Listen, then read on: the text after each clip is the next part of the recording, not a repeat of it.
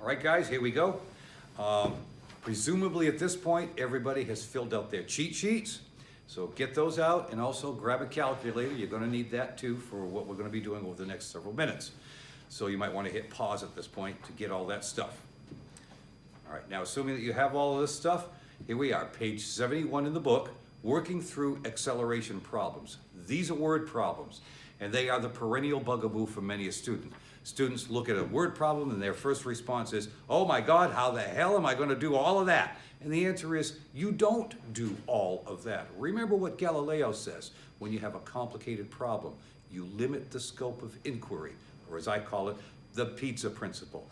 And one other thing that you want to keep in mind, something that we've discussed in class, this is entirely about RTFQ, and you know what that means. So, page 71, we have an example, example number 1. How long will it take an object to drop 4 feet? Now, read it again.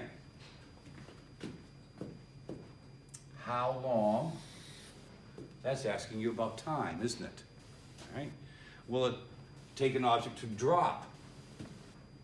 Ooh, that involves gravity, doesn't it? 4 feet. Now we're talking about distance.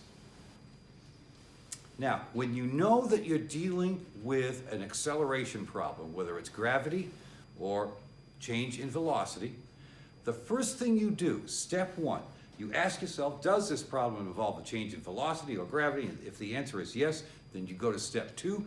You don't pass go. You don't collect your $200. You do an inventory. VI, VF, A, S, T. The 5 components that are in play in acceleration problems. Now, we go back and we reread the question. How long? That's the question about time. So we put a question mark right there.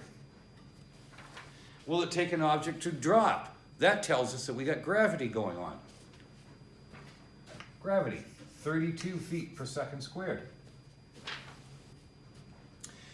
4 feet, that's displacement. And what else can we reasonably infer?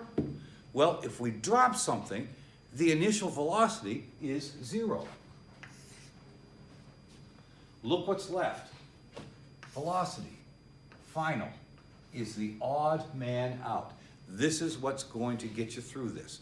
Now, look on your cheat sheets and see if you have formulas in which final velocity is the odd man out, and you should.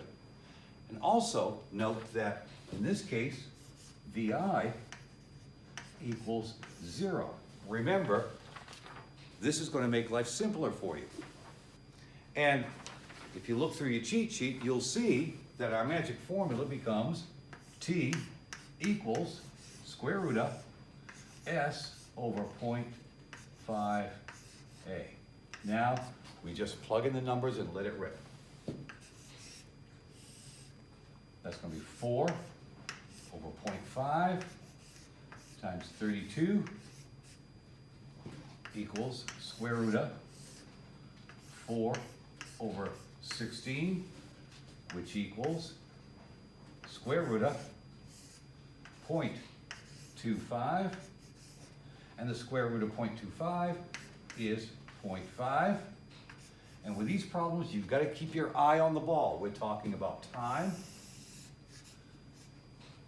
And so, we're talking about 0.5 seconds. And really, it's just as simple as that. Take your time with it, and the trick to surviving these types of problems is to dumb them down. How hard is it to draw this inventory each and every time? Do that each and every time when you know you're dealing with acceleration, and the problem almost solves itself. So we'll pause here and go on to the next page for a few more examples.